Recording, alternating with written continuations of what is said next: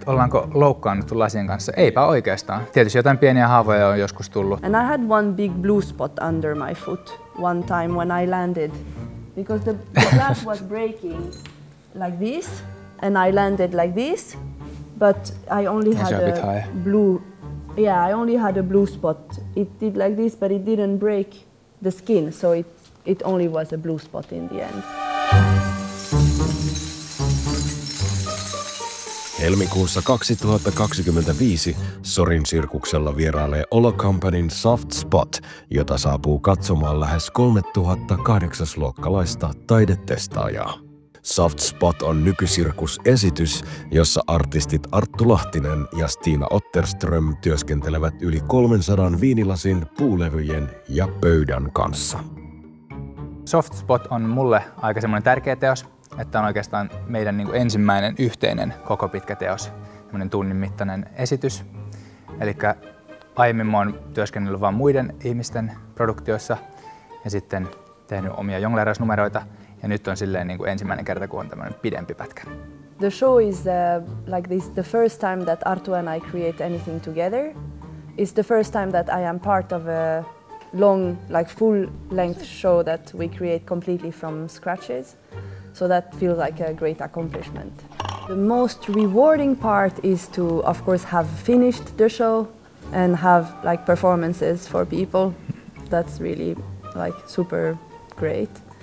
And then the most challenging during the creation was to clean up the broken glass all the time. And then we also had never really worked together, that we were not only performers but also like having to direct kind of ourselves. So of course we had to learn to like negotiate what we want and things like this.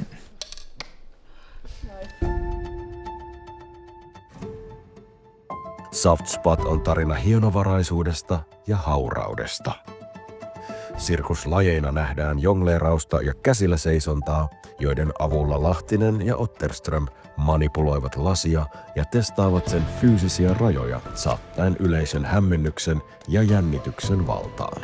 Ikinä ei tiedä, kuinka siinä esityksessä loppujen lopuksi tulee menemään, koska lasit on niin herkkiä ja ollaan silleen aika rajamailla, että monet tempot on tosi vaikeita ja sitten saattaa välillä se lasi mennä kumoon, niin se on se kaikista vaikein homma siinä, että mitenkä sitten selviytyy siitä, kun se lasi menee rikki silloin, kun ei vaikka toivo, että se menisi rikki.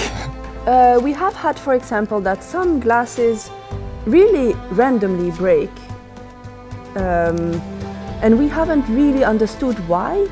So the ones that have the most stress during the show, we mark them. And then if some of them start to break, we put them aside. But sometimes we use them like 3 times and some already start to break. Sometimes we use them 10 times and some start... So we don't really know. It can always happen that one glass is just gonna like pop. Ikinä ei tiedä oikein mitä tapahtuu. Kiva mennä takaisin omaan kotikaupunkiin, kun mä oon itsekin Tampereelta alun perin. Kiva palata Sorin sirkukselle, missä mä oon itse ollut tosi pitkään itsekin nuorena reenannut ja harjoitellut siellä ja oppinut kaiken moista. Kiva palata silleen kotikonnuille ja odotan paljon esityksiä. I don't know much what to expect, but from the experience we've had in Oulu, it's been really great.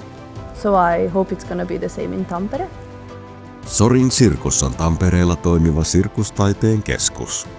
Se toteuttaa laajasti taiteen perusopetusta sirkustaiteessa ja tuottaa esitystoimintaa, sosiaalista sirkusta sekä muuta hyvinvointia edistävää sirkusopetusta aina vauvoista sirkuslukiolaisiin, aikuisiin ja senioreihin asti.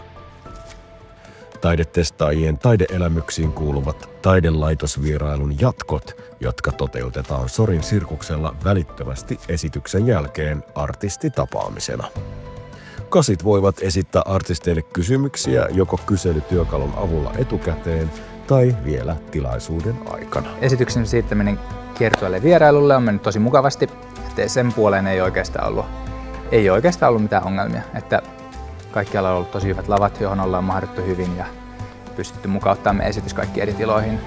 It's been so great. It's been really so, yeah, this is part of the rewarding part.